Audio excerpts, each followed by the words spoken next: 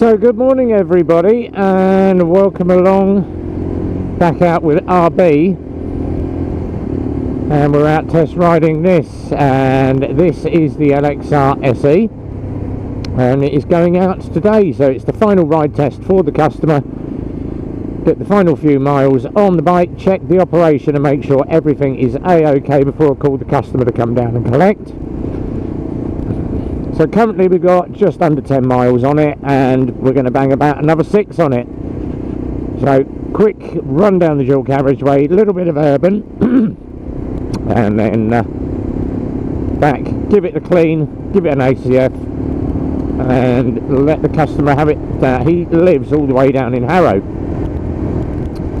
and obviously we can courier, but he's decided he's going to pick it up, ride down to his friends, stop off about halfway, spend the night there, have a little bit of a catch up with his friends, and then do the final half of the journey. If you are riding it on a distance, obviously 40 mile an hour, going to have to take it easy and get used to the bike, and then obviously run these in short bursts, especially in weather conditions like this where it's exceedingly hot.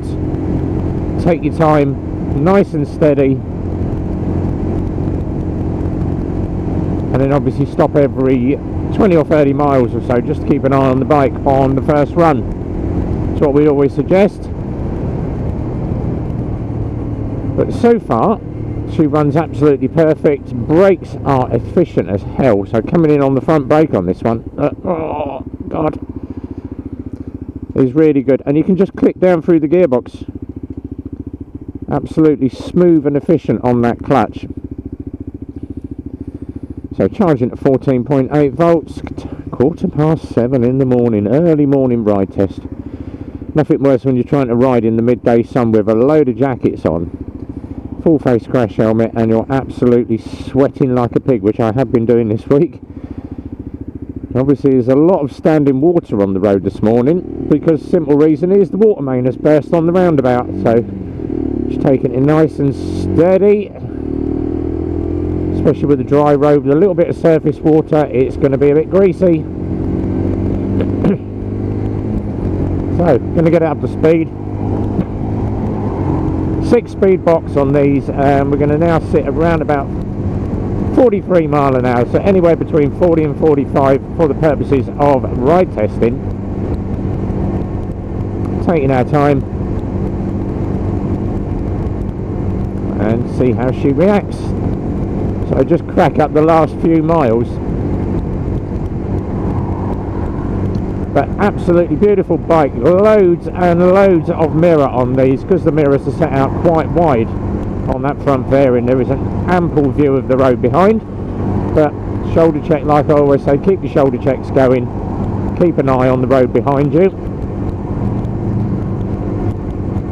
But she handles like an absolute dream. Now the only downside that I can point out on the LXRs is obviously that seat. It does, because the back is inclined, it does push you forward into the tank, which I find great on a sports bike. Getting tucked in on the tank, absolutely perfect.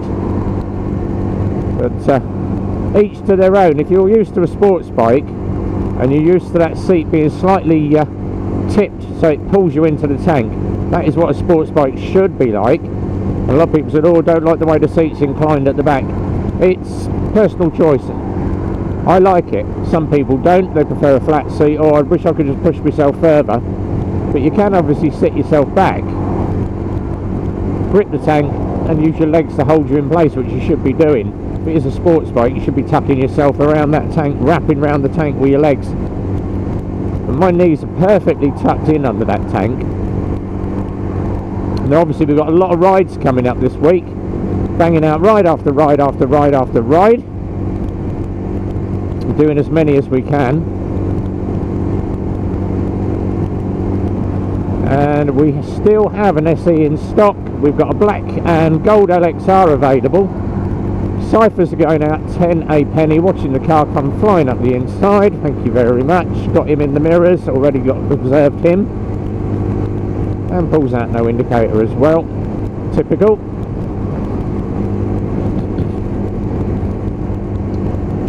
Now the only difference between the obviously the LXR and the SE is that display.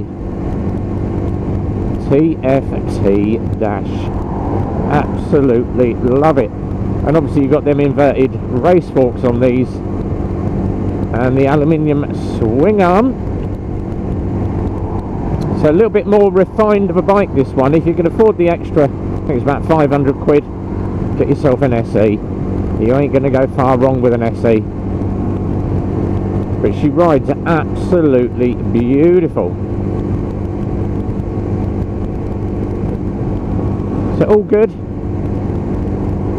All the levels have been checked. We checked the oil, checked the water. Everything is all A-OK. And very, very simple on these to check the water. Just look, get the bike up, right, just look through the side panel and you can see your water level. Now with the LXS, bit of a pain because it's behind the panel.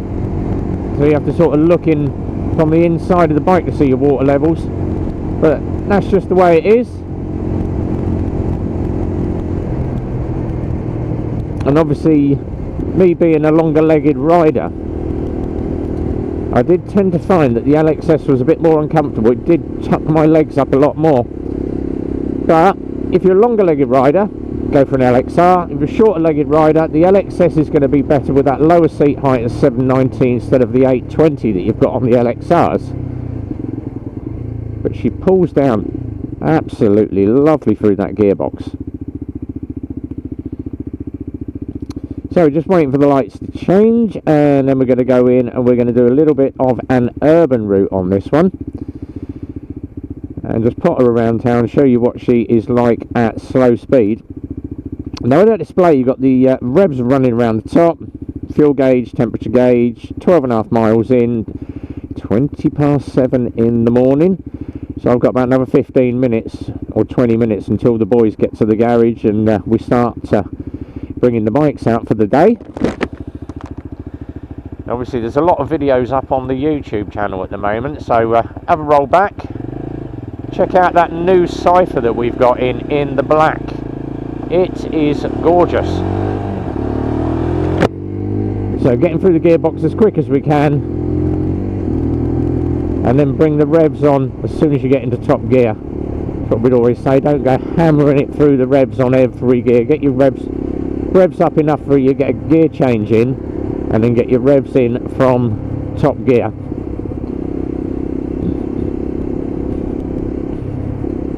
Now one thing we have noticed obviously with the LXRs and especially the SEs, there we go, it's just starting to come online now. The temperature's starting to show. They do take a while to warm up, but obviously there is no wind whatsoever this morning.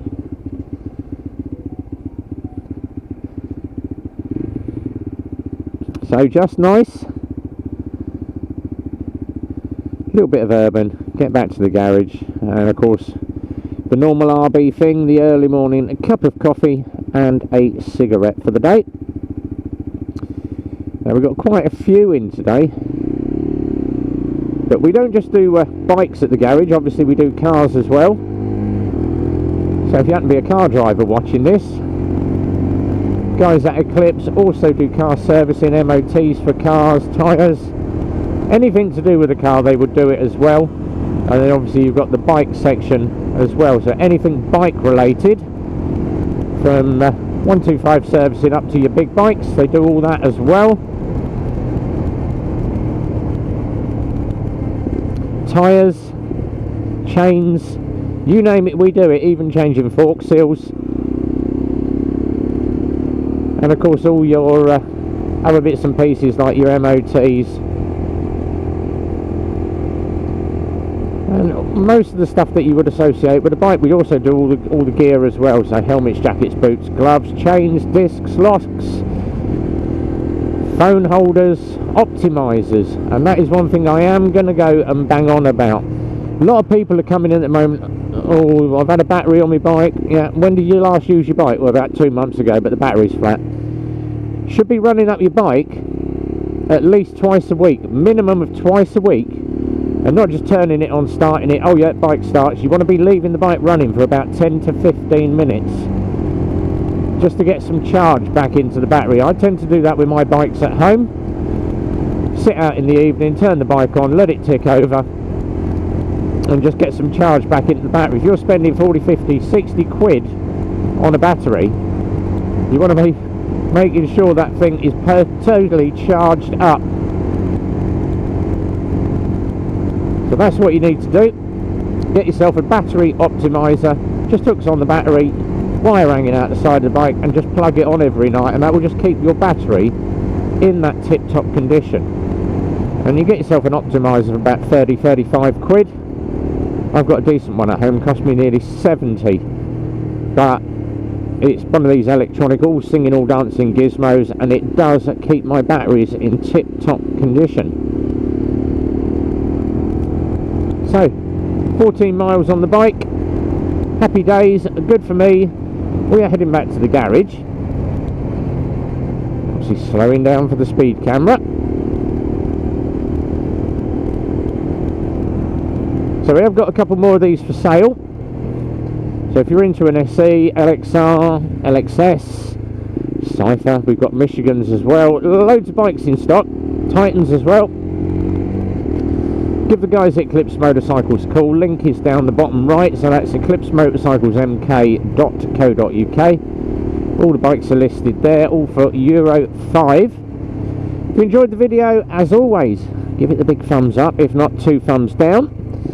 We have a live stream on Friday. So if you're about Friday night, we'll see you on the live stream. That's going to kick off around about, I think about 8 or 9, depending on my schedule, but keep an eye on the YouTube channel, it will show the live stream coming up. Comments down the bottom what you think of the LXRs and the LXR SEs, or if you ride something of a different brand, let us know what you think. What's your best 125 that you've got? So leave your comments down the bottom. Don't forget that notifications bell. That tells you when the next video is coming up online. Click the notifications bell, that will give you a heads up on the next one.